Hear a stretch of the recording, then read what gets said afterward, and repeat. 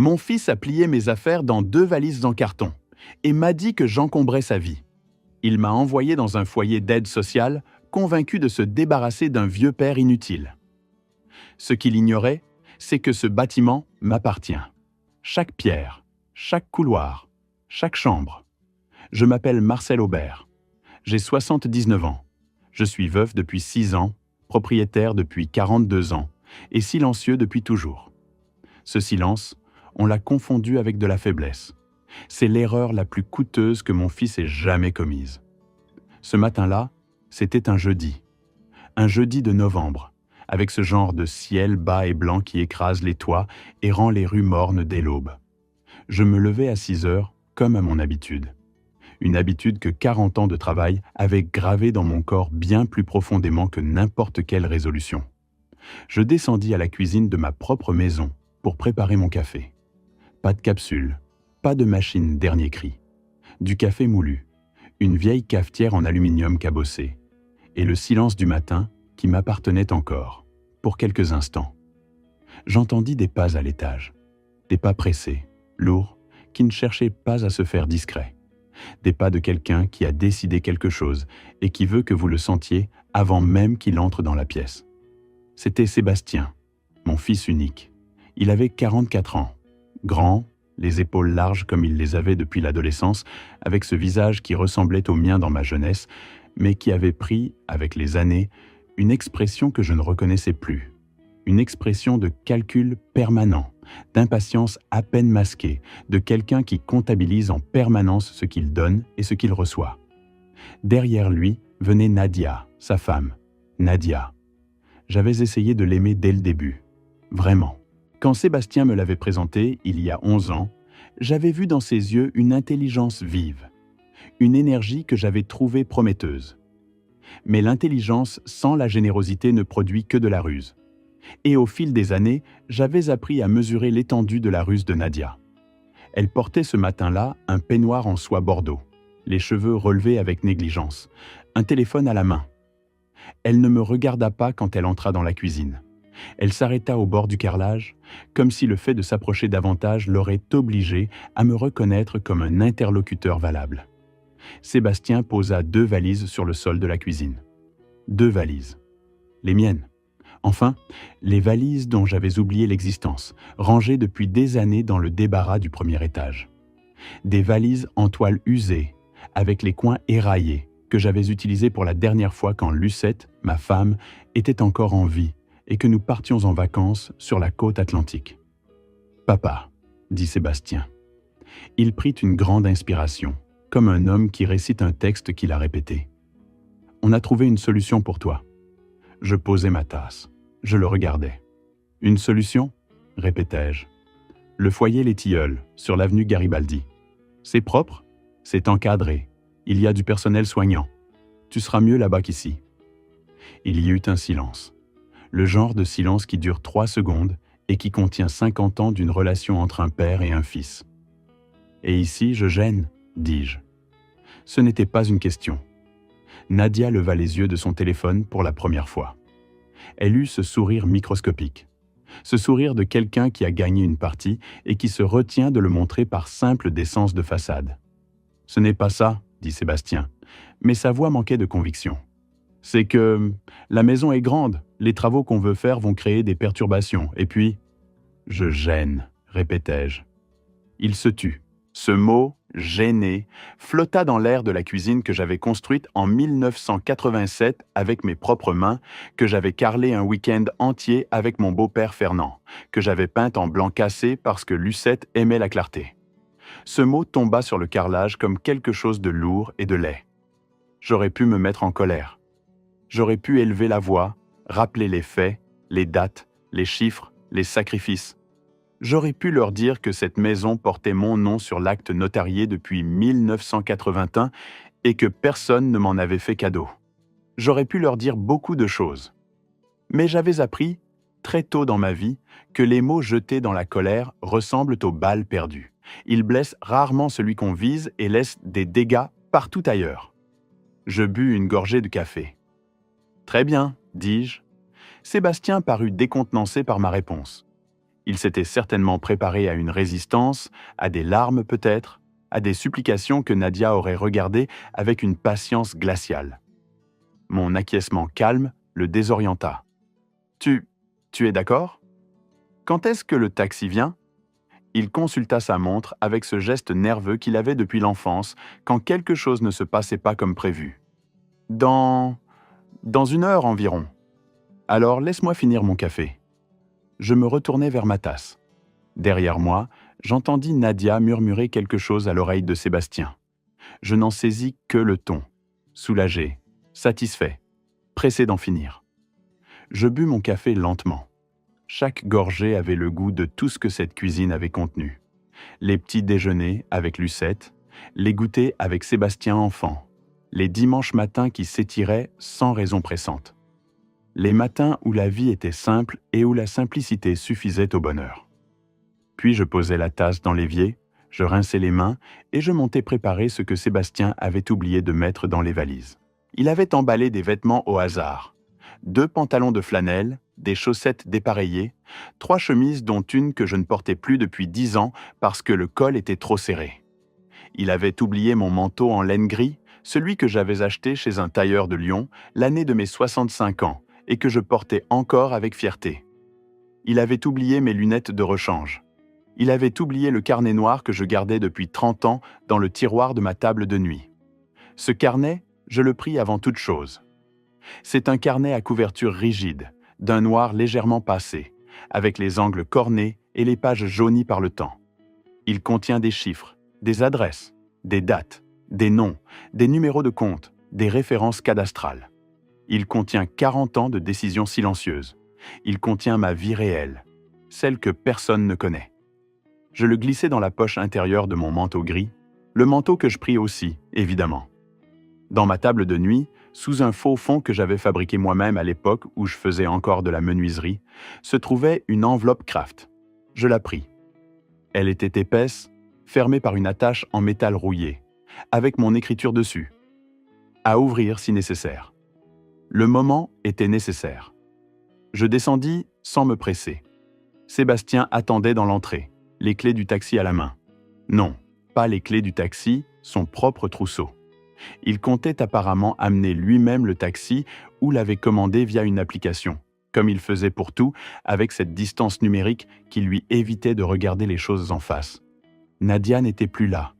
Elle avait disparu dans les profondeurs de la maison, probablement déjà en train de décider de ce qu'elle allait faire de l'espace que ma présence avait, semble-t-il, gaspillé. « Tu as pris tout ce qu'il te faut ?» demanda Sébastien. « Tout ce qui m'appartient vraiment. » Il ne comprit pas ce que je voulais dire. Ou peut-être ne chercha-t-il pas à comprendre. Il ouvrit la porte d'entrée, saisit les 2 valises d'une main et fit signe de sa tête vers la rue où un taxi bleu attendait, moteur tournant. Je franchis le seuil de ma maison. Je m'arrêtai une seconde sur le perron. Je regardai la façade.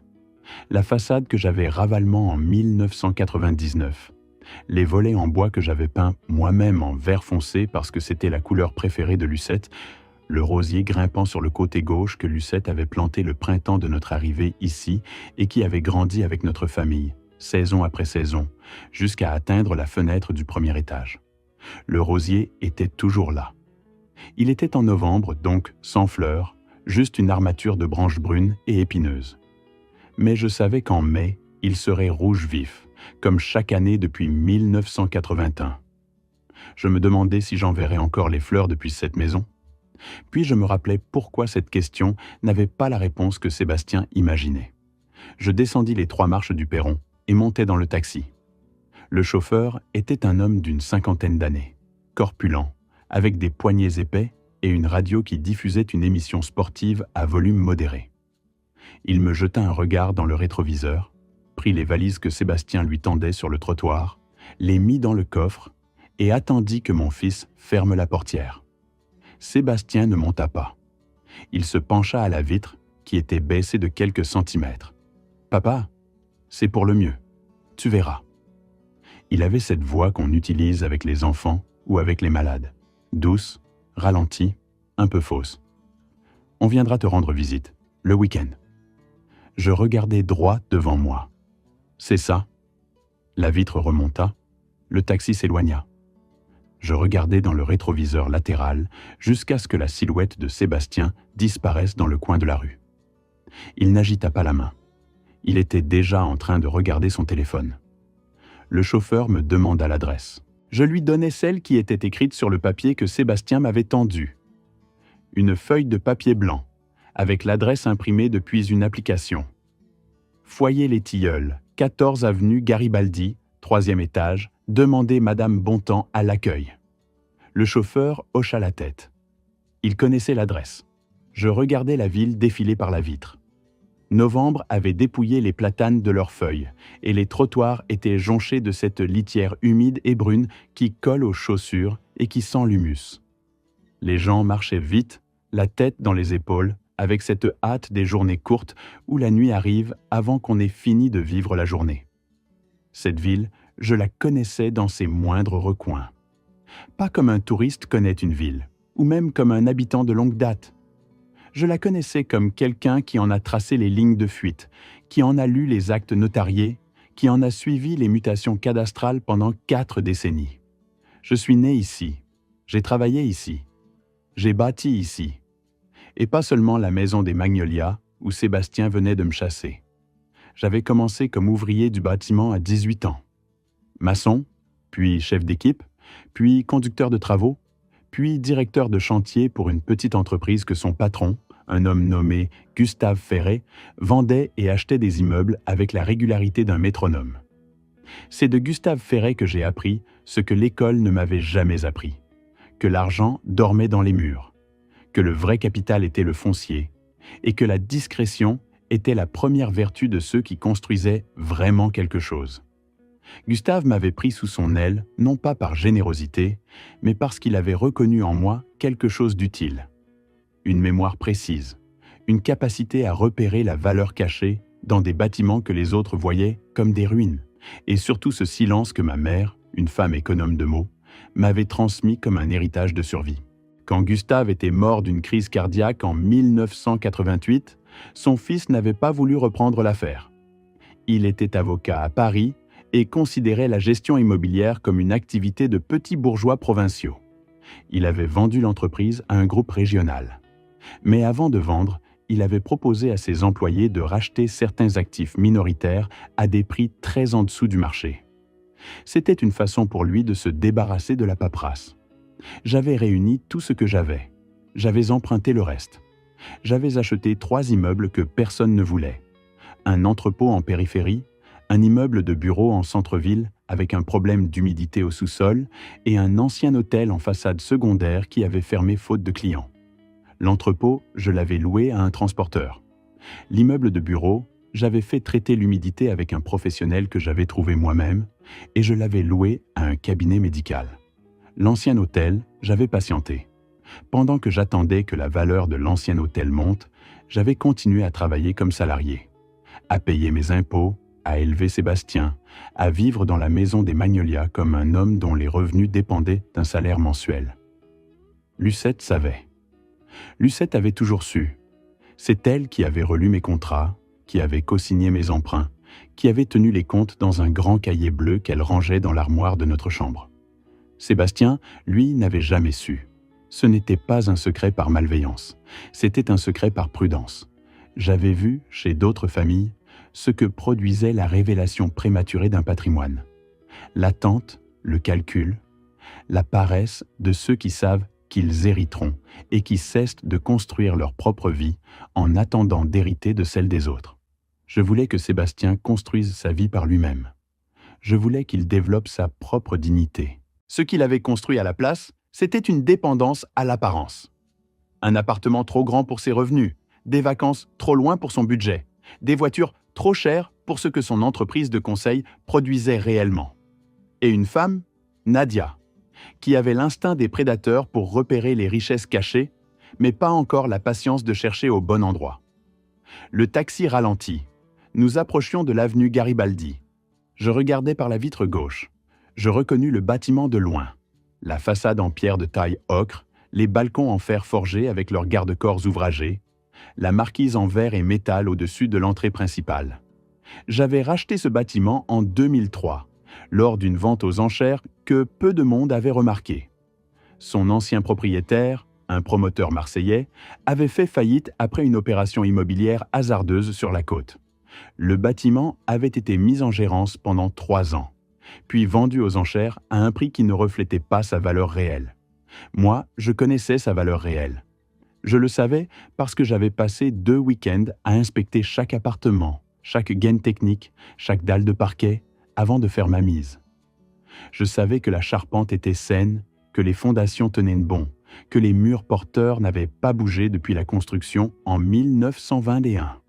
Je savais que l'emplacement, à 2 rues de l'avenue principale et à 5 minutes de la gare, valait 3 fois le prix que le promoteur en faillite en demandait. Le bâtiment, depuis lors, avait été rénové par mes soins et transformé en foyer de vie assistée, ce qu'on appelle aujourd'hui communément une résidence-service pour personnes âgées autonomes ou semi-autonomes. Une structure qui n'était ni un EHPAD ni un hôtel, mais quelque chose d'intermédiaire, avec du personnel présent, des espaces communs, une infirmière à mi-temps et une trentaine de chambres individuelles. Et c'est ici que mon fils m'avait envoyé. Un sourire se forma au coin de mes lèvres, très discret, juste assez pour que le chauffeur de taxi, qui me regardait dans le rétroviseur avec une compassion silencieuse, ne comprenne pas ce que ce sourire signifiait. « Voilà, monsieur, foyer Les Tilleuls. »« Merci. » Je descendis, pris mes 2 valises moi-même sans attendre l'aide du chauffeur et poussai la porte de ma résidence. La salle d'accueil était exactement telle que je l'avais voulu lors de la rénovation de 2009. Lumineuse, avec de grandes plantes vertes dans des bacs en bois peints en blanc, des fauteuils confortables disposés autour de petites tables basses et un comptoir d'accueil en bois clair derrière lequel travaillait une jeune femme aux cheveux courts et à l'air organisé. Elle s'appelait Julie.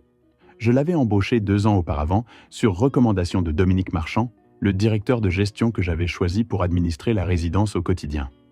Quand elle me vit entrer, ses yeux s'écarquillèrent une fraction de seconde. Juste une fraction. Puis elle reprit son expression professionnelle. « Bonjour », dit-elle avec un sourire neutre. « Vous avez une réservation ?» Je posai mes valises. Je la regardai calmement. « Je suis attendu.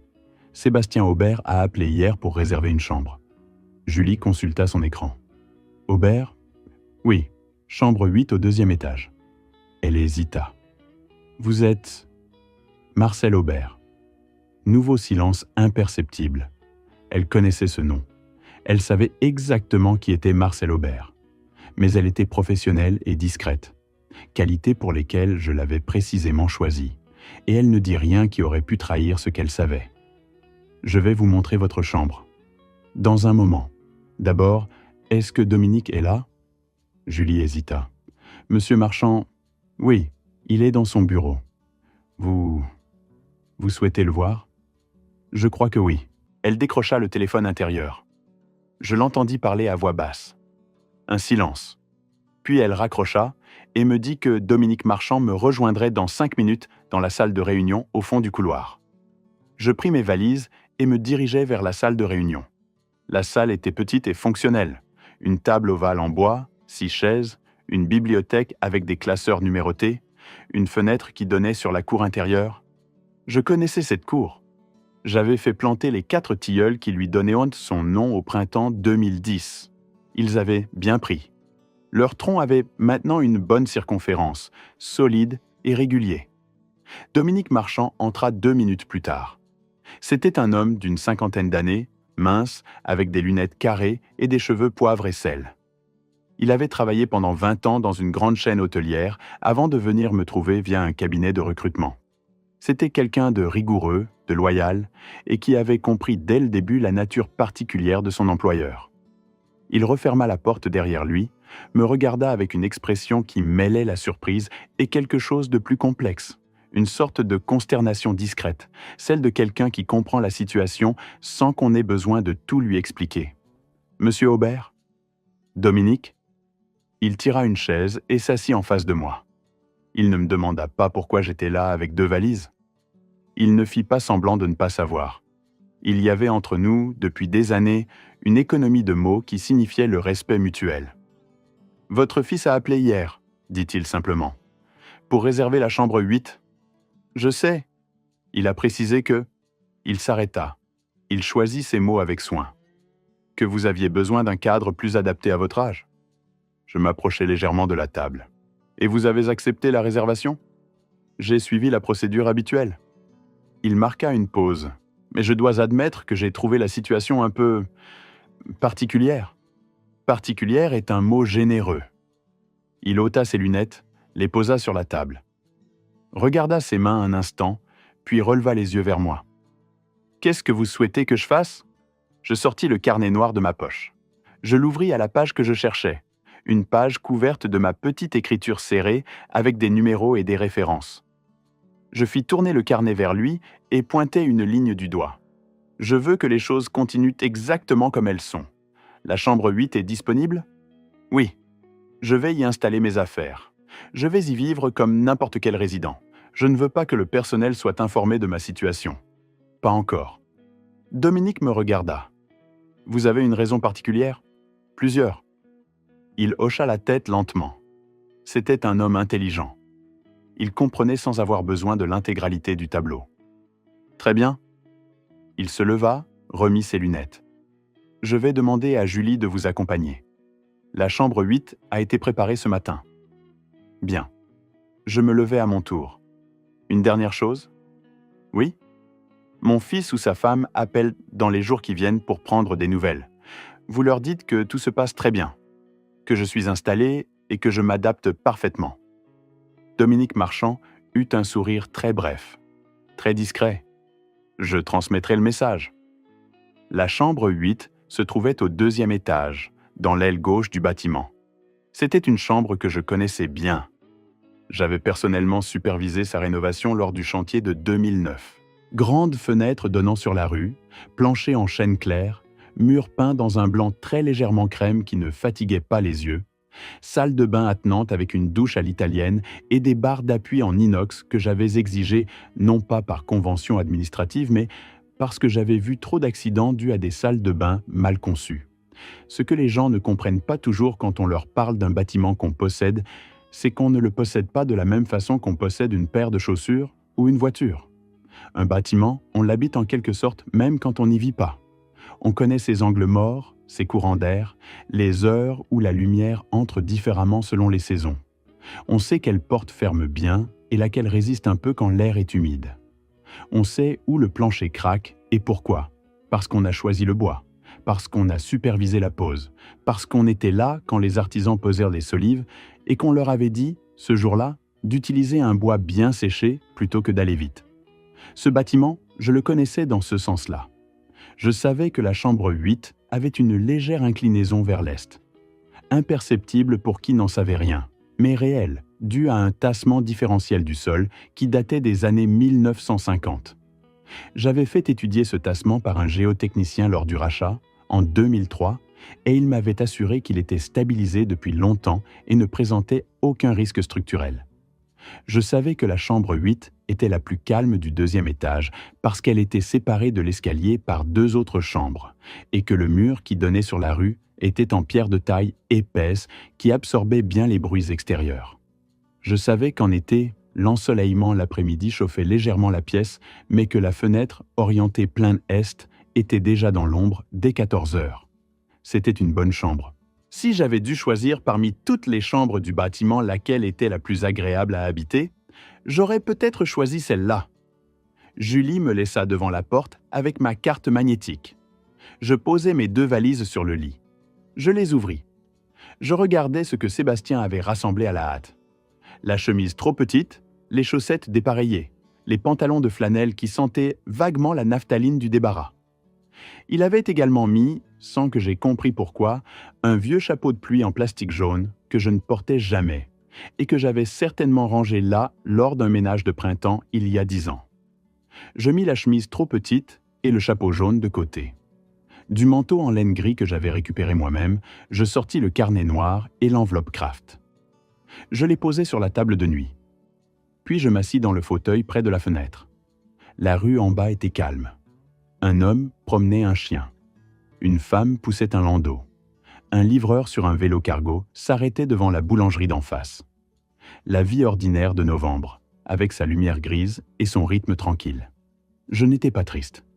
C'est important de le préciser. On imagine peut-être qu'un homme de 79 ans, chassé de sa propre maison par son fils et sa belle-fille, assis seul dans une chambre de foyer assisté avec 2 valises mal remplies, devrait être triste, peut-être même brisé. Je n'étais ni l'un ni l'autre. J'étais attentif. Il y a une différence entre être brisé et être en train d'observer, entre souffrir et comprendre. Cette différence, je l'avais apprise à l'âge de 23 ans sur un chantier de démolition où un vieux maçon nommé Antonin m'avait dit quelque chose que je n'avais jamais oublié. La pierre qu'on abat, elle n'est pas vaincue. Elle devient le remblai sur lequel on construit la prochaine fondation. J'avais mis du temps à comprendre ce qu'Antonin voulait dire. Maintenant, assis dans la chambre 8 de ma propre résidence, avec le froid de novembre qui filtrait légèrement à travers le double vitrage que j'avais fait poser moi-même, je crois que je comprenais parfaitement. Mon téléphone vibra. C'était un message de Dominique. « Votre fils vient d'appeler. Il voulait s'assurer que vous étiez bien arrivé. Je lui ai dit que tout s'était très bien passé et que vous étiez déjà installé. » Je tapotais la réponse. « Parfait. » Je posais le téléphone sur la table de nuit et m'approchais de la fenêtre. Il y avait, dans la rue en bas, un café avec une terrasse couverte où quelques personnes buvaient en dépit du froid. Une table d'hommes d'une 60aine d'années riait à quelque chose. Une femme seule lisait un livre avec un café devant elle, la tête légèrement penchée, absorbée. Un homme attendait quelqu'un, debout près de l'entrée, en regardant sa montre toutes les 30 secondes. Je pensais à Lucette. Ma femme était morte 6 ans auparavant, en mars, d'une embolie pulmonaire foudroyante. Le médecin m'avait dit que ça n'avait pas dû durer plus de quelques minutes, que dans ce sens-là, elle n'avait pas souffert. J'avais hoché la tête parce que c'était la chose à faire quand un médecin vous dit ça, mais la vérité, c'est que cette information n'avait pas changé grand-chose à ce que je ressentais. La façon dont on part ne change pas le fait qu'on est parti. Lucette et moi nous étions rencontrés en 1971, lors d'une fête de quartier organisée dans la rue où vivaient ses parents. J'avais 22 ans, elle en avait 19. Elle portait une robe bleue et elle riait avec ses amis d'une façon qui remplissait l'espace autour d'elle. Pas bruyamment. Elle n'était pas le genre de personne qui riait pour se faire remarquer. Mais son rire avait une qualité particulière, quelque chose d'ancré et de généreux. Comme si elle riait parce que les choses étaient vraiment drôles, et pas pour montrer qu'elle était en train de passer du bon temps. J'étais allé lui parler sans vraiment réfléchir. C'est une chose que je n'avais jamais faite avant et que je n'ai jamais refaite après. Aller vers quelqu'un sans savoir exactement quoi dire ni pourquoi. Juste parce que quelque chose m'y poussait, avec une clarté qui n'avait pas besoin d'explication. Nous nous étions mariés 2 ans plus tard. Nous avions eu Sébastien en 1980. Et pendant 43 ans, Lucette avait été la personne vers laquelle je regardais quand j'avais besoin de savoir si une décision était juste ou non. Pas parce qu'elle décidait à ma place. Elle ne l'aurait pas voulu, et je ne l'aurais pas voulu non plus. Mais parce que son regard, quand je lui décrivais une situation, avait cette précision tranquille des gens qui voient les choses clairement, parce qu'ils ne sont pas aveuglés par leurs propres intérêts. C'est Lucette qui m'avait dit, en 2011, quand Sébastien avait annoncé qu'il allait épouser Nadia, « Elle est intelligente. Mais fais attention à ce qu'elle fait de cette intelligence. » J'avais trouvé la formule sévère à l'époque. Lucette n'était pas une femme sévère en général. Sa sévérité sur ce point particulier aurait dû me dire quelque chose. Je songeais souvent, depuis qu'elle était partie, à tout ce qu'elle avait vu que je n'avais pas voulu voir. Non pas parce que j'étais aveugle, mais parce que j'avais choisi, consciemment ou non, de ne pas regarder dans certaines directions. Un père regarde son fils et voit, même quand il ne le devrait plus, l'enfant que cet homme a été. C'est un biais difficile à corriger, peut-être impossible à corriger totalement.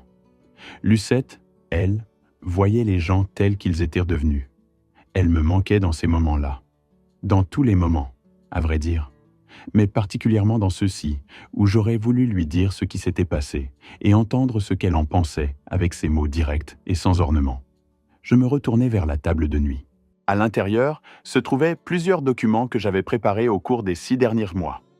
6 mois pendant lesquels j'avais senti la pression monter dans la maison des Magnolias. 6 mois pendant lesquels j'avais observé Sébastien et Nadia réorganiser imperceptiblement l'espace, les habitudes, les règles non dites de la cohabitation. Le premier document était un relevé de patrimoine à jour, établi par mon notaire, maître Delorme, lors d'un rendez-vous que j'avais pris discrètement en octobre.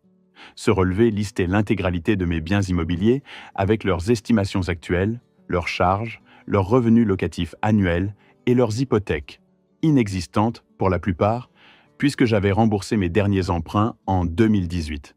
Le deuxième document était un extrait de compte d'une société civile immobilière que j'avais créée en 1995 et dont Sébastien ignorait l'existence.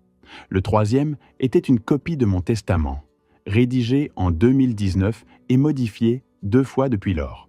Le quatrième était quelque chose que Sébastien ne savait pas que j'avais, une liasse de documents financiers le concernant directement, des relevés de comptes, des contrats, des documents qui racontaient une histoire que je n'avais découverte que récemment. Une histoire très désagréable.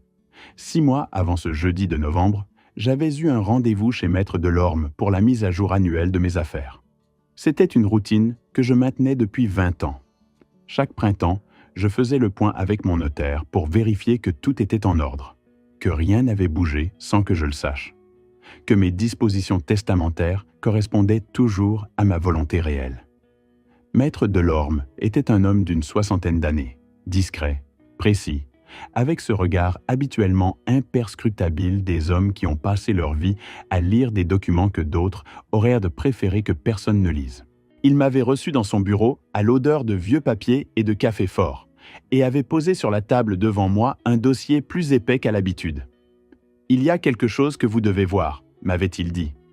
Sa voix était mesurée, mais il y avait dans son regard quelque chose d'inhabituel. Une prudence, presque une hésitation, celle de quelqu'un qui s'apprête à dire une chose difficile à quelqu'un qu'il respecte. Il m'avait montré un document. C'était une procuration. Une procuration notariée, établie 3 mois auparavant. Elle portait mon nom comme mandant, c'est-à-dire la personne qui donnait pouvoir, et le nom de Sébastien Aubert comme mandataire. Mais la signature du mandant n'était pas la mienne. Du moins, elle ressemblait à la mienne. Quelqu'un avait étudié ma signature, avait pratiqué, avait produit quelque chose de suffisamment proche pour tromper un regard ordinaire, mais pas suffisamment proche pour tromper un notaire qui connaissait ma signature depuis 20 ans, et pas suffisamment proche pour tromper moi-même.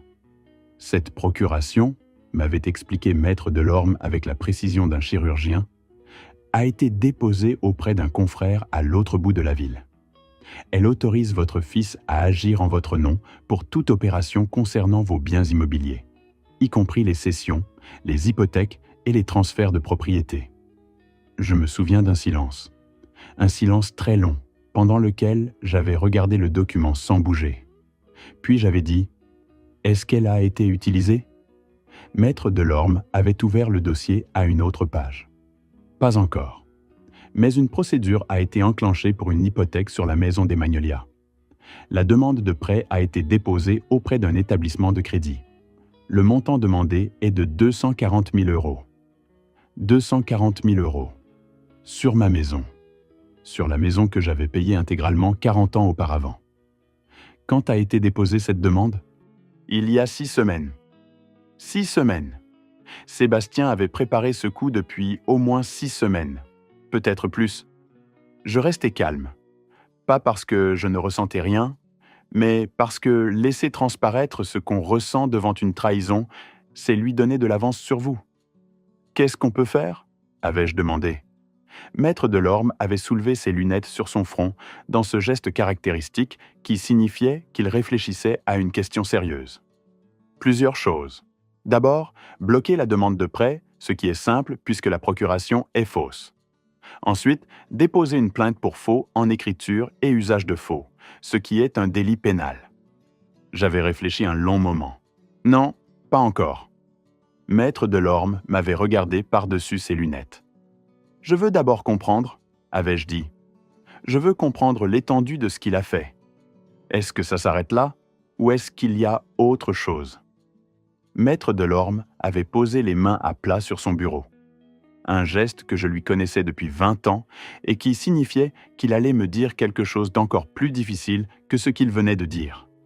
Il y a autre chose. Et il m'avait montré le reste du dossier. Pendant les 5 mois suivants, j'avais fait faire des recherches discrètes, non pas par un détective privé. Je n'ai jamais aimé la théâtralité de cette option, mais par un expert comptable que j'avais engagé depuis longtemps pour la gestion de mes sociétés, et par Maître Delorme lui-même, dont les réseaux lui permettaient de vérifier un certain nombre de choses sans laisser de traces. Ce que ces recherches avaient mis au jour était, pour le dire simplement, un désastre méthodique. Sébastien avait des dettes importantes. Environ 380 000 € répartis entre plusieurs créanciers. Un crédit revolving auprès d'une banque privée, un prêt personnel contracté sous un nom de société qui n'avait plus d'activité réelle depuis 18 mois, et, c'était la partie la plus grave, une dette auprès d'un investisseur privé qui n'était pas, autant qu'on pouvait en juger, le genre d'investisseur qui attendait patiemment. Nadia savait. Nadia avait signé certains documents. Nadia avait peut-être même été à l'initiative de certaines démarches. Mon expert comptable n'avait pas pu le déterminer avec certitude, mais il avait des éléments troublants. La procuration falsifiée sur mes biens immobiliers était leur plan de sortie. Hypothéquer ma maison, récupérer les liquidités, rembourser les dettes les plus urgentes et me mettre dans un foyer assisté pour que je n'ai plus les moyens pratiques de défendre mes intérêts. C'était un plan qui avait une certaine logique. Brutal, mais logique. Ce qu'il n'avait pas prévu, c'est que Maître Delorme avait eu vent de la procuration fausse avant qu'elle soit utilisée. Et ce qu'il n'avait pas prévu non plus, c'est que pendant les 5 mois où ils pensaient préparer leur coup dans l'ombre, moi, je préparais ma réponse. Parce que c'est ainsi que les choses fonctionnent, quand on a passé 40 ans à construire en silence. On sait attendre, on sait regarder, et quand le moment est venu, on agit. Depuis la chambre 8 du foyer Les Tilleuls, je regardais par la fenêtre le ciel de novembre s'alourdir de nuages. Il allait pleuvoir avant ce soir.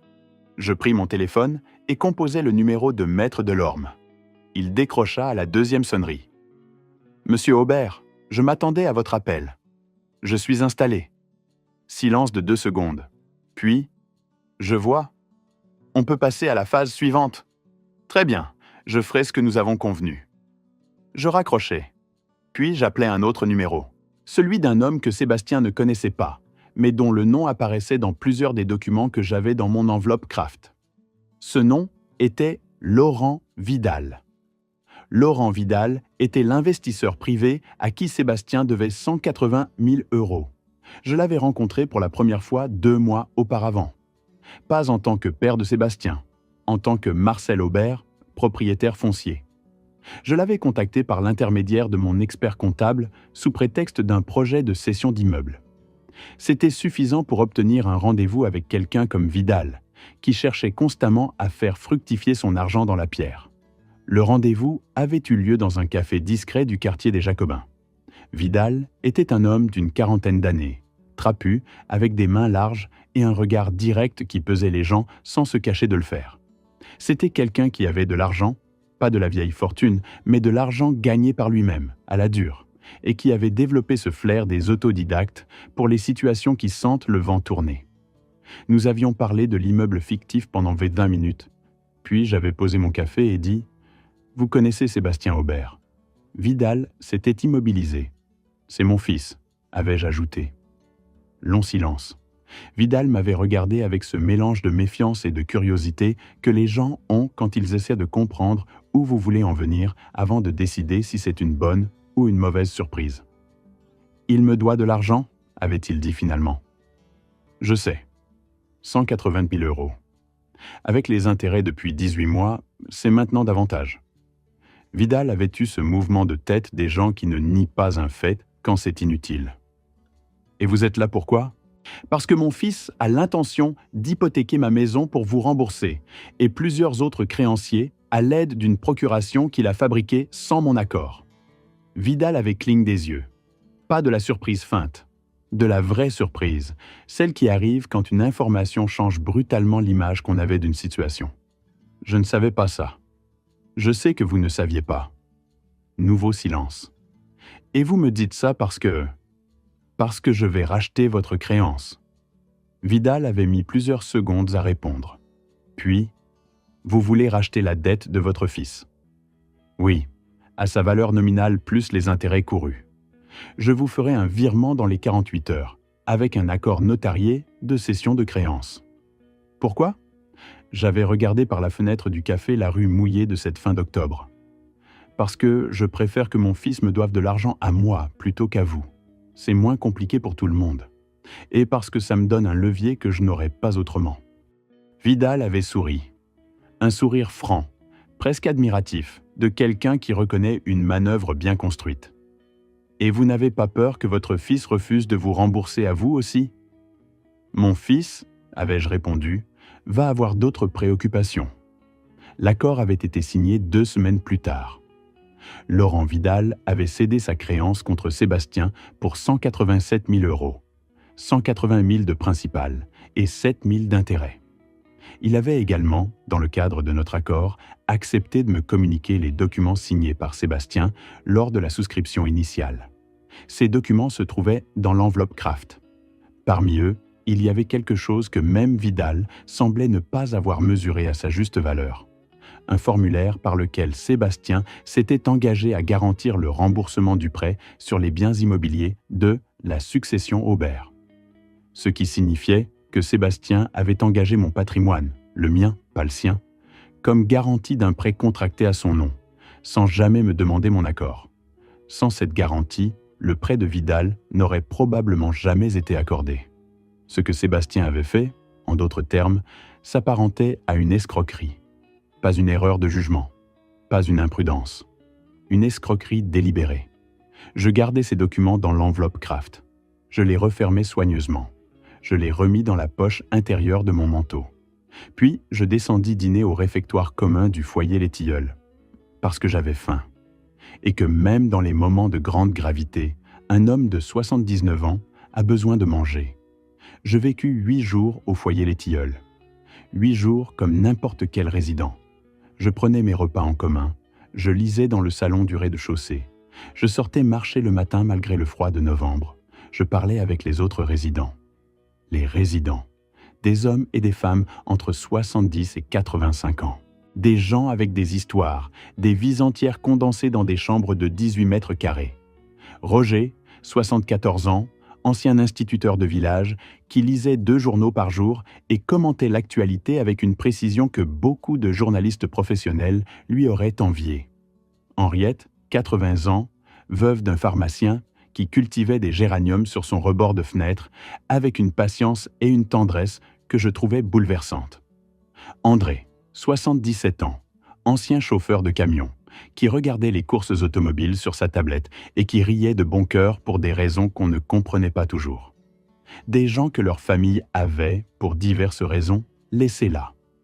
Parfois avec bienveillance réelle, parfois avec cette bienveillance de façade qui ne trompe personne. Parfois, comme dans mon cas, sans même la peine d'une bienveillance feinte. Je ne leur dis pas qui j'étais. Je fus Marcel, le nouveau, le père d'un homme occupé, arrivé avec 2 valises et une attitude tranquille qui intrigua Roger dès le 2e jour. Le 2e soir, après le dîner, Roger et moi restâmes assis dans le salon commun après que les autres résidents furent allés se coucher. Ils lisaient. Moi, je regardais par la fenêtre la rue calme sous les lampadaires. Après un moment, sans lever les yeux de son journal, il dit « Vous avez construit quelque chose, dans votre vie. On voit ça chez certains hommes. » Je le regardais. La façon de tenir son corps, dit-il simplement. Les gens qui ont passé leur vie à attendre que quelqu'un d'autre décide ont les épaules d'une certaine façon. Vous n'avez pas ces épaules-là. C'était une observation d'une précision que je n'aurais pas attendue. Je lui répondis que j'avais travaillé dans le bâtiment. Pas seulement avec les mains, dit-il. Je ne répondis pas. Il replongea dans son journal. Il ne posa plus de questions ce soir-là. Mais dans les jours suivants, nos conversations s'approfondirent naturellement, comme celles de 2 personnes qui ont tous 2 décidé, sans se le dire, de ne pas perdre de temps en politesse inutile. Roger m'apprit que sa femme s'appelait Geneviève, qu'elle était morte depuis 2 ans et 3 mois, d'un cancer du poumon diagnostiqué en septembre et fatal en janvier. 4 mois, dit-il une fois, avec cette économie de mots qui était chez lui une forme d'élégance. On a eu 4 mois pour dire tout ce qu'on avait à dire. On a bien utilisé ce temps. Il leva les yeux de sa tasse de thé. Pas tout le monde n'a cette chance. Je pensais à Lucette, à son embolie en mars. Quelques minutes. Non, dis-je, pas tout le monde. Un silence confortable s'installa entre nous, le genre de silence qui ne demande pas à être rempli. Henriette, elle, me parla de ses géraniums. Non pas les variétés ou les techniques d'entretien, mais l'histoire de chaque pot. Celui-là venait d'un marchand du marché du samedi qu'elle fréquentait depuis 1978. Celui-là lui avait été donné par sa voisine Renée quand elles avaient été toutes les deux veuves à quelques mois d'intervalle et qu'elles avaient décidé de ne pas traverser leur deuil chacune seule chez soi. Celui-là, le plus grand, dans le pot en terre cuite rouge, avait voyagé avec elle depuis son appartement précédent, l'appartement où elle avait vécu 38 ans, élevé ses 2 fils, enterré son mari. Elle l'avait mis dans une boîte à chaussures percée quand elle avait emménagé ici. « Mes fils ne comprennent pas pourquoi je tiens à ces pots de fleurs, » me dit-elle un matin. « Ils disent que c'est du désordre. » Elle arrangea les feuilles d'un geste précis et attentionné. Mais moi je sais ce que ces fleurs contiennent. Je comprenais exactement ce qu'elle voulait dire. André, lui, parlait peu. Mais un après-midi où j'étais dans le salon et où il regardait une course sur sa tablette avec ses écouteurs, il en retira un et tendit sa tablette vers moi. Sur l'écran, une course de Formule 1 des années 90. « Regardez ce virage », dit-il en montrant un passage à l'écran. Il n'existe plus, ce virage. Ils l'ont supprimé pour des raisons de sécurité. C'était le plus beau virage du monde. Nous regardâmes la voiture passer dans ce virage quelques secondes. « C'était en quelle année ?» demandai-je. « 1994. » Il reprit son écouteur. « La dernière bonne année. » Je n'en sus jamais plus sur ce que 1994 avait représenté pour lui. Mais je n'en eus pas besoin. Il y avait dans sa façon de le dire tout ce que certaines années contiennent quand elles sont définitivement révolues. Ces gens avaient des vies entières derrière eux, des décennies de décisions, de relations, d'attachements, de pertes.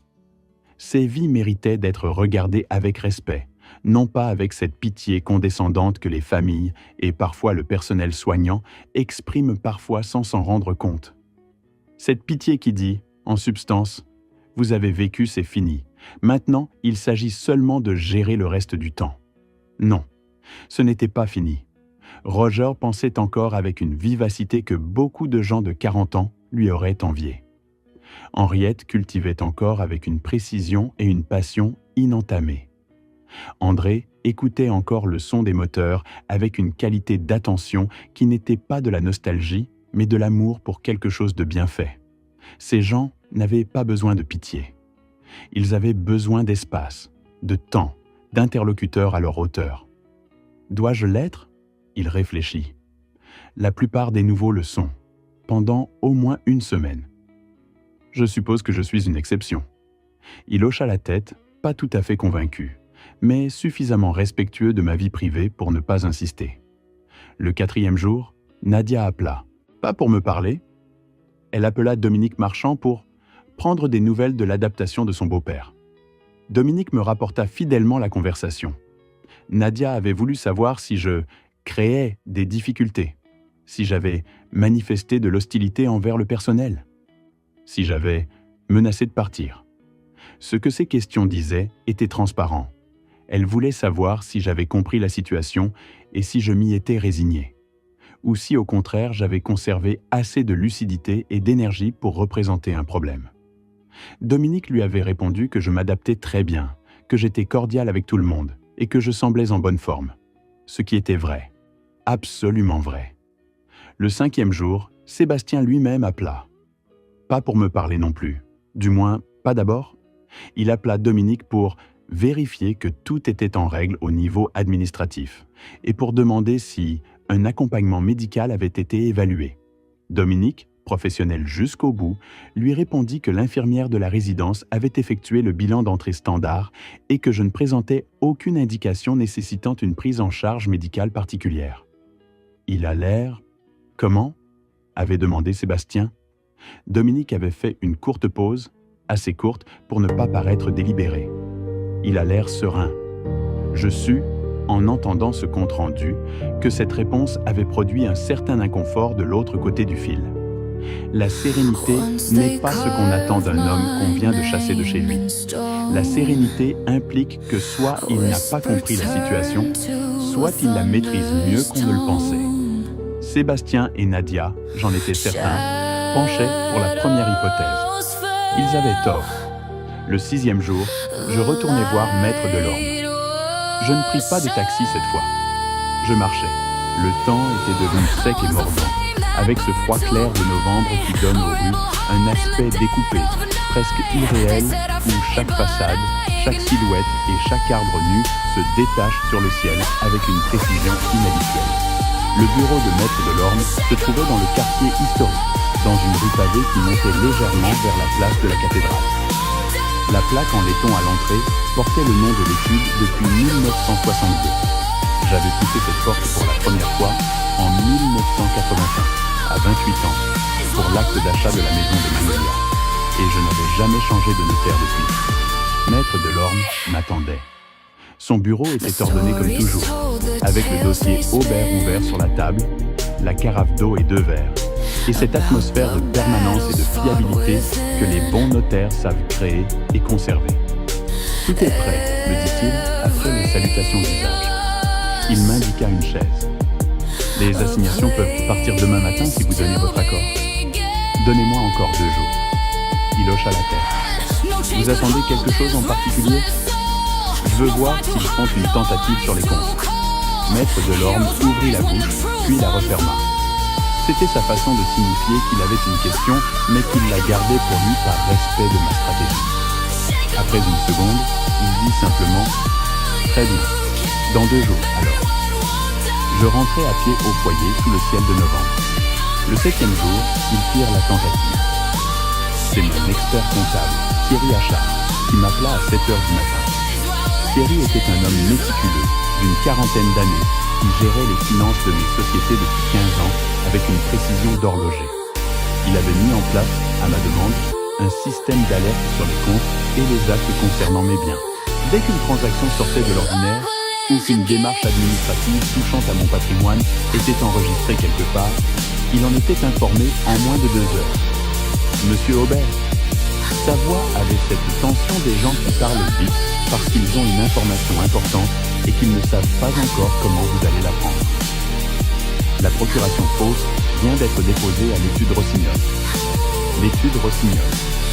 Un notaire de l'autre côté de la ville, que je ne connaissais pas personnellement, mais dont Maître Delorme m'avait appris qu'il avait établi la procuration falsifiée 6 mois auparavant. Pourquoi faire ? Demandai-je, bien que je m'en doute déjà. La mise en hypothèque de la maison des Magnolias. Sébastien Aubert a déposé une demande en son nom avec la procuration. Il a également demandé un rendez-vous pour signer l'acte dans la semaine. Je regardais par la fenêtre de ma chambre. Le matin était gris, avec un vent qui agitait les dernières feuilles sur les tilleuls de la cour intérieure. Rappelle Maître Delorme, dis-lui que c'est le moment. C'est fait, il attendait votre appel. Je raccrochais, je m'habillais soigneusement. Le manteau gris, la cravate bordeaux que j'avais aussi emportée, les chaussures en cuir que j'avais cirées la veille. Je pris l'enveloppe Kraft. Je descendis au rez-de-chaussée, croisai Roger dans le couloir. « Vous sortez tôt ce matin, dit-il. J'ai un rendez-vous important. » Il me regarda avec son regard d'instituteur, habitué à lire dans les regards des gens quelque chose qu'ils ne disent pas. « Bonne chance, dit-il simplement. Je lui souris. « Merci Roger. » Je pris un taxi jusqu'à l'étude Delorme. 2 heures plus tard, le notaire Rossignol reçut un courrier recommandé, via son confrère Delorme, lui signalant que la procuration sur laquelle il s'apprêtait à travailler était un faux, que le mandant supposé, moi, en avait informé les autorités compétentes, et que toute démarche fondée sur ce document serait considérée comme une complicité de faux en écriture. La réaction du notaire Rossignol fut immédiate et prévisible. Il suspendit toute procédure et contacta Sébastien pour l'informer qu'il ne pouvait pas donner suite à sa demande. Ce que Sébastien fit ensuite, ou plutôt ce que Nadia fit, parce que j'étais certain que c'était elle qui gérait les décisions en période de stress, fut de tenter de négocier directement avec Rossignol, de minimiser l'incident, de l'expliquer comme une confusion administrative. Rossignol, prudemment, ne répondit plus à leurs appels. Je sus tout cela via Maître Delorme, qui avait des contacts dans tous les milieux notariaux de la ville. Le 8e jour, le lendemain de la tentative, je demandai à Dominique Marchand d'appeler Sébastien et de lui dire que j'avais demandé à le voir, que je souhaitais une visite de sa part, que j'avais des choses importantes à lui dire. La formulation était volontairement ambiguë. Elle pouvait signifier que je voulais me plaindre, demander de l'aide, ou simplement que la solitude commençait à peser. Quelque chose qui ressemblerait à la capitulation d'un vieil homme. Dominique me rapporta que Sébastien avait dit qu'il passerait dans la journée. Nadia viendrait aussi, évidemment. Je demandai à Dominique de réserver la salle de réunion pour cet après-midi. Ils arrivèrent à 14h30. Je les vis entrer depuis le couloir du 2e étage, où je me tenais près de la balustrade. Ils ne me virent pas tout de suite. Nadia regardait autour d'elle avec cette expression des gens qui entrent dans un endroit qu'ils ont imaginé différemment. Elle s'attendait, je suppose, à quelque chose de plus vétuste, de plus sinistre, de moins bien tenu. Elle semblait vaguement déçue par la propreté et le calme de la salle d'accueil. Sébastien était tendu. Je le voyais à ses épaules, à la façon dont il regardait vers le comptoir puis vers l'escalier, à sa manière de garder une main dans la poche de son manteau comme s'il cherchait à s'y accrocher. Julie les accueillit et leur dit que je les attendais dans la salle de réunion. Je les laissai entrer dans la salle sans moi. Je pris encore 2 minutes dans le couloir. Pas pour me préparer émotionnellement. Je n'en avais pas besoin. Pour les laisser s'installer, regarder la pièce, s'interroger sur la raison de ce cadre légèrement formel, plutôt qu'une rencontre dans ma chambre ou dans le salon commun. Puis, je descendis. J'ouvris la porte de la salle de réunion. Sébastien était assis au bout de la table. Nadia était debout à sa droite, les bras croisés, avec cet air d'efficacité préparée qu'elle arborait dans toutes les situations qu'elle avait décidé de contrôler. Quand ils me virent, quelque chose changea dans leur expression. Ce n'était pas le manteau gris en laine fine, ni la cravate bordeaux, ni les chaussures cirées. Enfin, pas seulement ça. C'était quelque chose dans ma façon de me tenir, dans la façon dont j'entrais dans la pièce sans hésitation, sans la courbure des épaules que les vieillards acquièrent parfois avec les années. Ce quelque chose qu'on reconnaît dans la démarche de quelqu'un qui est chez lui. Je posai l'enveloppe Kraft sur la table. Je m'assis en face d'eux. « Papa » dit Sébastien. Sa voix cherchait la douceur de quelqu'un qui prend des nouvelles d'un malade. « Comment tu vas ?»« Très bien. » Nadia fit un geste vague vers la pièce. « C'est bien ici. C'est agréable. » « Je sais. J'ai fait rénover ce bâtiment en 2009. » Silence. Ce silence-là dura plus longtemps que les autres.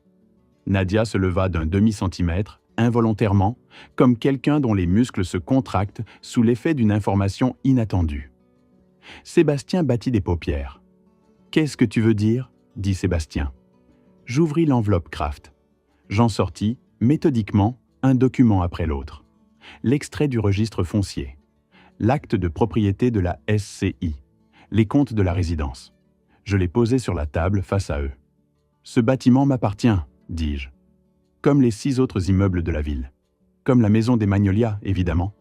Et comme, jusqu'à récemment, le terrain constructible sur lequel vous comptez peut-être vous retourner. Sébastien regarda les documents. Son visage était devenu blanc. Pas de l'effet de la lumière. Vraiment blanc, avec cette pâleur particulière des gens dont le sang se retire parce que leur cerveau est en train de reconstruire toute l'image qu'ils avaient d'une situation. Nadia, elle, me regardait. Pas les documents.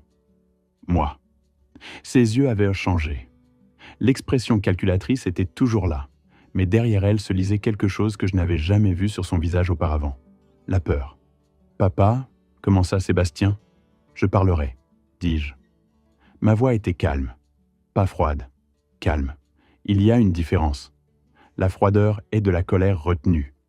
Le calme est quelque chose de différent, quelque chose qui vient d'un endroit plus profond, là où les décisions sont prises sans tremblement. Tu parleras ensuite. Sébastien se tut. Je les regardais tous les deux. Je pris mon temps. 40 ans de silence m'avaient appris qu'un silence volontaire dans une conversation a plus de poids que 10 phrases. Votre plan était simple, commençai-je. Vous aviez besoin d'argent. Beaucoup d'argent et rapidement. Vous aviez accumulé des dettes que vous ne pouviez pas rembourser avec vos seuls revenus. Des dettes auprès de plusieurs créanciers, dont un qui n'est pas du genre patient. Pour résoudre ce problème, vous avez décidé d'utiliser mon patrimoine. D'abord en fabriquant une procuration à mon nom, ensuite en cherchant à hypothéquer la maison des Magnolias. Nadia ouvrit la bouche. Je levai la main. Elle se tut. Cette procuration est un faux. Mon notaire l'a signalé au notaire que vous avez consulté. La démarche est bloquée. Vous le savez déjà, puisque l'étude Rossignol ne répond plus à vos appels depuis hier. Sébastien regarda ses mains. Un geste que je reconnus. Il avait ce geste depuis l'enfance, quand il était pris en faute et qu'il ne savait pas quoi dire. Mais ce qui vint ensuite n'était pas du tout ce à quoi je m'attendais. Nadia posa les deux mains à plat sur la table. Elle leva les yeux vers moi. Elle avala sa salive. Et puis, je ne l'aurais pas cru possible si je ne l'avais pas vue, elle dit « Vous avez raison. » Silence. Sébastien la regarda avec une expression de stupéfaction qui aurait été comique dans d'autres circonstances. « Vous avez raison sur tout, » continua Nadia. Sa voix avait perdu son assurance habituelle. Pas entièrement. Elle était encore droite dans sa chaise, les épaules en arrière. Mais quelque chose avait cédé. Une couche extérieure, un vernis. C'est moi qui ai suggéré la procuration. C'est moi qui ai fait les recherches sur le notaire Rossignol. Sébastien ne voulait pas, au début. Mais les dettes, on était dans une situation qui... Nadia. La voix de Sébastien était basse et tendue. Un avertissement. Elle le regarda. Puis elle regarda à nouveau vers moi. On était dans une situation désespérée. Je ne dis pas ça pour me justifier. Je dis ça parce que vous méritez la vérité. Ce qui suivit fut une heure de conversation. Une heure pendant laquelle les murs que 10 ans de cohabitation difficile et 5 ans de mensonges actifs avaient construits se fissurèrent, lentement, par endroits. Je n'étais pas naïf. Je savais que Nadia était suffisamment intelligente pour évaluer sa situation et comprendre que l'honnêteté stratégique était, à ce stade, sa meilleure défense. Je savais que ce qu'elle me disait n'était pas la vérité entière. Personne ne dit jamais la vérité entière, surtout pas dans des situations aussi chargées. Je savais que sa façon de partager la culpabilité avec Sébastien, tout en la minimisant légèrement pour elle-même, n'était pas innocente. Mais je savais aussi que dans toute déclaration calculée, il y a une part de vrai. Et que la part de vrai de Nadia, ce soir-là, était celle d'une femme qui avait eu vraiment peur, qui avait pris de vraiment mauvaises décisions sous l'effet de cette peur, et qui comprenait maintenant qu'elle avait commis une erreur dont elle ne mesurait pas encore complètement les conséquences. Sébastien, lui, ne dit presque rien pendant cette heure. Il écouta sa femme parler. Il me regarda, moi, plusieurs fois. Dans son regard, quelque chose que je n'avais pas vu depuis très longtemps. Peut-être depuis son adolescence, quand il avait cassé par accident une pièce précieuse de ma collection d'outils et était venu me l'avouer les épaules basses et la voix hésitante. La honte. Pas la peur des conséquences. La honte. C'est différent. La peur regarde en avant. La honte regarde en arrière. La honte signifie qu'on sait, quelque part, qu'on a mal agi. Je laissai Nadia finir. Puis je dis « Est-ce que vous voulez entendre ce que je compte faire ?» Ils dirent oui. Je ne leur lisais pas la liste des charges. Je ne leur détaillais pas chaque document de l'enveloppe Kraft avec la satisfaction vindicative de quelqu'un qui a attendu ce moment comme une revanche. Je n'avais pas envie de revanche. La revanche est une forme d'obsession qui empêche de regarder devant. Je leur expliquais simplement ce qui allait se passer. La procuration fausse serait annulée officiellement. C'était déjà en cours. Les démarches auprès du notaire Rossignol seraient formellement stoppées. Cela aussi était en cours. La dette de 187 000 € que Sébastien avait contractée auprès de Laurent Vidal m'appartenait maintenant. J'avais racheté cette créance. Ce que ça signifiait, concrètement, c'est que Sébastien ne me devait plus rien à Vidal, mais me le devait à moi, directement. Les autres dettes, le crédit revolving, le prêt sous le nom de la société, je les avais également rachetés via des canaux différents que j'avais mis en place pendant les 6 mois de préparation. En tout, Sébastien me devait à présent environ 375 000 euros.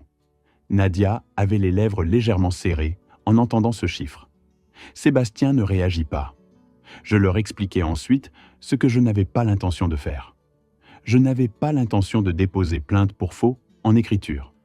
Pas parce que ce n'était pas justifié, ça l'était clairement, mais parce que les procédures pénales sont longues, épuisantes, et que les seuls qui y gagnent à coup sûr sont les avocats. Et surtout parce que mettre son propre fils en prison n'est pas une victoire, quelle que soit la gravité de ses actes. Ce que j'avais l'intention de faire, en revanche, était de restructurer la situation de telle façon que leur liberté d'action future serait encadrée par des garde-fous qu'ils n'avaient pas choisis. La maison des Magnolias resterait en mon nom, sans hypothèque, jusqu'à ma mort. Ensuite, elle irait dans la succession selon les termes de mon testament qu'ils n'avaient, bien entendu, pas lu et dont la version actuelle n'était plus celle qu'ils auraient pu anticiper. La dette de 375 000 euros serait convertie en un accord de remboursement sur 10 ans. Pas d'intérêt, mais avec une clause de déchéance immédiate en cas de manquement, qui déclencherait automatiquement la transmission des dossiers au procureur. En d'autres termes, s'il remboursait honnêtement, l'affaire restait entre nous. S'il dérogeait à l'accord, de quelque façon que ce soit, les dossiers allaient au parquet le lendemain matin. Nadia écoutait tout cela avec l'attention d'une personne qui prend des décisions en temps réel. Je voyais ses yeux bouger légèrement, calculer, évaluer. Finalement, elle dit « Et la maison ? Où est-ce qu'on vit pendant qu'on rembourse ?»« Vous restez dans la maison des Magnolias, dis-je, sous contrat de location, loyer au prix du marché. » Un silence. « Vous nous faites payer un loyer pour vivre chez vous. Pour vivre dans une propriété qui m'appartient et que vous avez essayé de m'hypothéquer sans mon accord. Oui. » Un nouveau silence. Plus long. Nadia et Sébastien échangèrent un regard. L'un de ces regards entre couples qui contiennent toute une conversation silencieuse. Puis Sébastien leva les yeux vers moi. « Papa. » Je le regardais. « Je suis désolé. » Ce n'était pas une phrase préparée. Il n'y avait pas de calcul dans sa voix. Il y avait quelque chose de beaucoup plus simple et de beaucoup plus difficile à produire. La vérité nue d'un homme qui sait qu'il a mal agi envers quelqu'un qui ne le méritait pas. Je ne lui dis pas que c'était pardonné. Ce n'était pas le moment. Et ce n'était pas non plus une promesse que je pouvais faire avec honnêteté. Certaines choses se pardonnent avec le temps, si le temps est bien utilisé. Pas sur commande. Mais je lui dis « Je t'entends ». C'était suffisant pour ce soir-là. Je rentrai au foyer Les Tilleuls à 18h. La nuit tombait sur la ville et les lampadaires de l'avenue Garibaldi illuminaient le trottoir mouillé. Il avait plu pendant notre réunion, sans que j'y aie prêté attention. Les tilleuls dans la cour intérieure agitaient leurs branches noires et nues dans le vent. Dans le salon commun, Roger lisait son journal. Henriette arrosait ses géraniums avec le soin d'une personne qui n'a plus d'urgence mais n'a pas renoncé aux soins. André regardait une course sur sa tablette, les écouteurs sur les oreilles. Je m'assis dans le fauteuil près de la fenêtre. Dominique Marchand passa la tête par la porte du salon. Il me vit. Quelque chose dans mon expression lui dit ce qu'il avait besoin de savoir. Il hocha la tête et disparut sans rien dire. Roger baissa son journal. « Bien passé le rendez-vous ? » ?»« Bien passé. » Il me regarda une seconde. « Vous aviez l'air préoccupé ce matin. » »« Je l'étais. Et maintenant ?» Je regardais par la fenêtre. Les tilleuls, le trottoir mouillé, le ciel qui s'assombrissait. Dans quelques semaines, les jours commenceraient à rallonger. En mai, le rosier sur la façade de la maison des Magnolias serait rouge vif. « Maintenant j'ai faim, dis-je. » Roger rit. Un rire court, sincère. Il replia son journal. Le dîner dans 10 minutes. Nous allâmes dîner. La salle à manger du foyer Les Tilleuls était calme à cette heure, avec la lumière chaude des lampes sur les tables en bois, le murmure des conversations, l'odeur du plat du soir. Une blanquette de veau ce jeudi-là, selon ce que le menu affiché dans le couloir indiquait. Je me servis une assiette. Je m'assis à côté de Roger. Je mangeais lentement. Dehors, la pluie reprit. Dans les semaines qui suivirent, plusieurs choses se produisirent. Sébastien et Nadia signèrent l'accord de remboursement devant Maître Delorme. Maître Delorme nota, pour le compte-rendu, que les deux parties avaient paraphé chaque page volontairement et en pleine connaissance de cause. Ce que le compte-rendu ne notait pas, c'est que Nadia avait eu les mains légèrement crispées pendant la signature et que Sébastien n'avait pas relevé les yeux pendant toute la durée de la lecture des clauses. La procuration fausse fut officiellement annulée. Le notaire Rossignol, après consultation de son assurance professionnelle, ferma le dossier sans suite et nota l'incident dans ses registres internes. Je restai au foyer Les Tilleuls pendant encore 3 semaines après la réunion. Non pas parce que je n'avais nulle part où aller, j'avais plusieurs endroits, mais parce que j'avais appris quelque chose pendant ces jours passés à vivre comme résident ordinaire. Quelque chose que je n'aurais pas appris autrement. J'avais appris ce que c'était de vivre ici. Pas en tant que propriétaire qui fait des visites d'inspection, pas en tant que gestionnaire qui lit des rapports, en tant que personne qui mange ici, dort ici, regarde la pluie par cette fenêtre-là. J'avais appris que Roger avait du mal à dormir depuis que sa femme était décédée 2 ans auparavant et qu'il lisait 2 journaux par jour, moins par intérêt pour l'actualité que pour occuper ses mains et ses yeux, à des heures où le silence devenait trop lourd. J'avais appris qu'Henriette parlait à ses géraniums quand elle croyait que personne n'écoutait. J'avais appris qu'André regardait les courses automobiles avec les écouteurs pour ne pas déranger les autres, mais que ce qui l'intéressait dans ces courses n'était pas la vitesse ni les victoires. C'était la mécanique, le bruit des moteurs, l'odeur d'huile qu'il disait sentir à travers l'écran et qui lui rappelait son garage dans lequel il avait passé ses 30 meilleures années. Ces gens méritaient mieux que ce qui leur était offert dans la plupart des structures de ce genre. Ils méritaient du personnel formé pour écouter vraiment, pas seulement pour surveiller. Ils méritaient des espaces qui respectaient leur intelligence et leur histoire. Ils méritaient que quelqu'un leur porte attention. J'écrivis un mémo à Dominique Marchand. 5 pages. Des propositions concrètes pour améliorer la qualité de vie des résidents. Un programme de rencontres culturelles. Des visites de la bibliothèque municipale organisées chaque semaine. Un partenariat avec l'école de musique du quartier pour des concerts informels en salle commune. Une refonte du planning du personnel pour que les soirées ne soient pas gérées par une seule personne débordée. Dominique lut le mémo. Me rappela le lendemain. « Vous êtes sérieux ? » ?»« Toujours. »« Les coûts ? » ?»« Je les couvre. » »« Établissez le budget et envoyez-le à mon comptable. » Un silence. Puis, « Monsieur Aubert, vous êtes une personne remarquable. Je suis quelqu'un qui a eu la chance de comprendre tard ce qu'il aurait dû voir plus tôt. Le 23e jour de mon séjour au foyer Les Tilleuls, je fis mes valises. Les mêmes 2 valises en toile usée qu'avait préparé Sébastien. Je les refermai soigneusement. Je fis le tour de la chambre 8 pour m'assurer de n'avoir rien oublié. Je descendis au rez-de-chaussée avec mes bagages. Roger était dans le salon, son journal à la main. Henriette arrosait ses géraniums. André mangeait un gâteau de riz avec l'application concentrée de quelqu'un qui ne fait jamais les choses à moitié. Roger se leva quand il me vit avec les valises. « Vous partez ?» ?»« Je rentre chez moi. » Il me tendit la main. Je la serrai. Sa poignée de main avait la fermeté des gens qui ont passé leur vie à se serrer la main honnêtement. « Ça l'a été un plaisir, Marcel. » « Pour moi aussi, Roger. » Henriette s'approcha avec ce sourire tranquille qui lui allait si bien.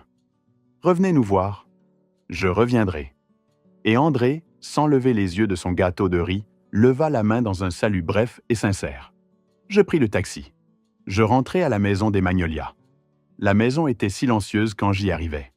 Sébastien était au travail. Nadia aussi, apparemment. Ou peut-être était-il sorti pour une raison quelconque. Peu importait. Je posai mes valises dans l'entrée. Je marchai jusqu'à la cuisine. Tout était là. Le carrelage que j'avais posé avec Fernand en 1987. L'horloge, que Lucette avait choisi lors d'un vide-grenier et que j'avais accroché au mur parce que son tic-tac ressemblait exactement à ce que je voulais entendre dans cette maison. La cafetière en aluminium cabossé. Je fis du café. Du vrai café moulu dans la cafetière. Je m'assis à la table de la cuisine. Je regardais par la fenêtre le jardin. Le rosier de Lucette était nu et endormi dans le froid de novembre. Mais je savais que sous l'écorce brune et épineuse, la vie était là, compacte, patiente, attendant le printemps avec la certitude tranquille de ce qui a survécu à plusieurs hivers. Mon téléphone sonna. C'était Sébastien. « Papa, tu es rentré ?» Je suis dans la cuisine. Silence de 2 secondes.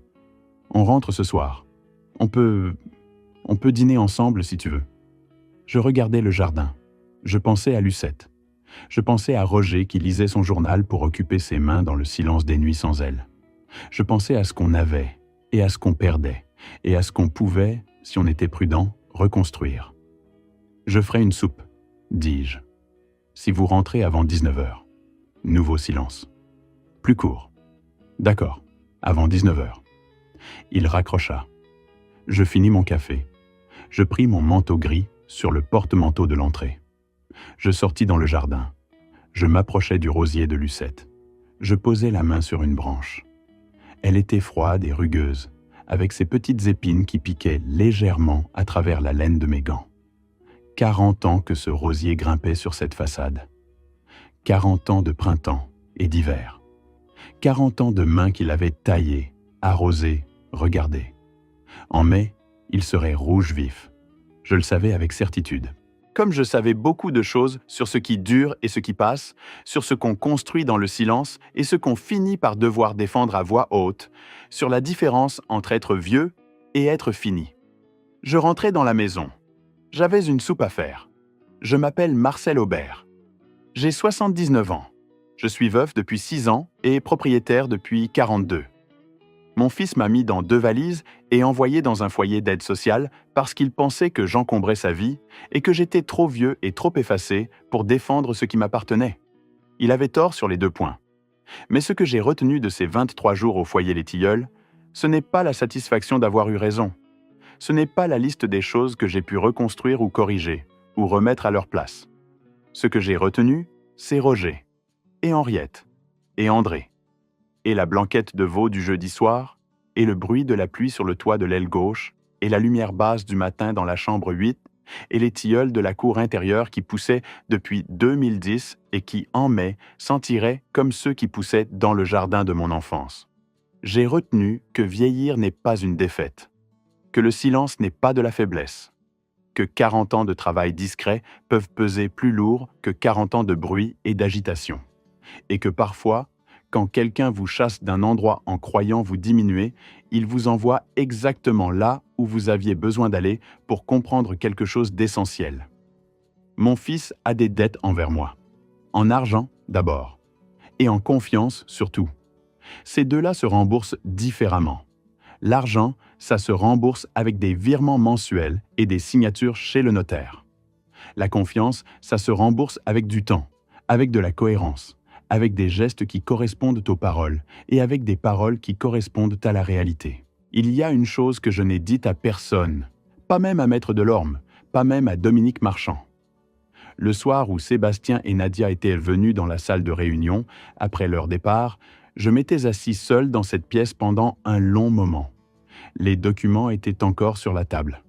Les chaises avaient été repoussées de travers par leurs occupants dans le mouvement du départ. J'avais regardé la chaise où était assis Sébastien, et j'avais pensé à lui à 7 ans, quand il avait appris à faire du vélo dans cette même rue où se trouvait maintenant le foyer.